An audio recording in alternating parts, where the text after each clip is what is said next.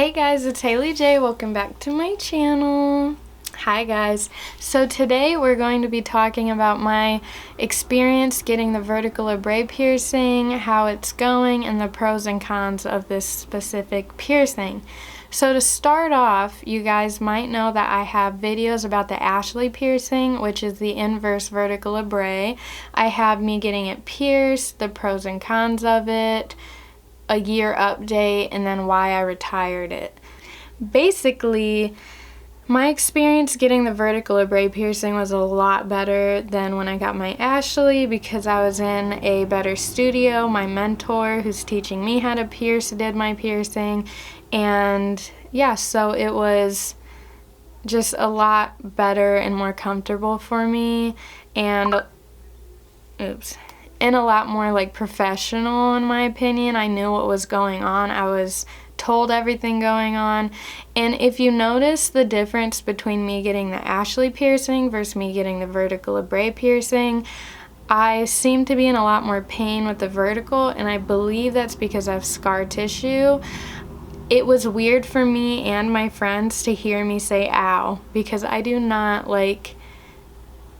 flinch really or like puss out on piercings, yet my vertical labret was a little spicy. But the inverse, the one that goes through the lip, that one was like a 1 out of 10. This one was probably 5 out of 10 for a good 3 seconds. Don't let that scare you though. My Ashley piercing didn't hurt me like at all. I really believe it's scar tissue that we went through.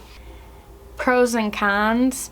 The pros of a vertical labret, I think the main one is it is like the safest oral piercing you can get because it's not touching your teeth or gums.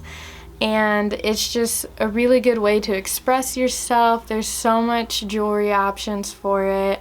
And it's just a super easy piercing to heal. Like it takes like 8 weeks and bam, like you're set. With like any oral piercing, I feel like the main thing for pros is like they're cute and they look good and they heal really quickly, but more cons to things. So the cons to a vertical labret is basically there still is a risk for teeth damage, because I pierced a friend and I noticed she did this a lot.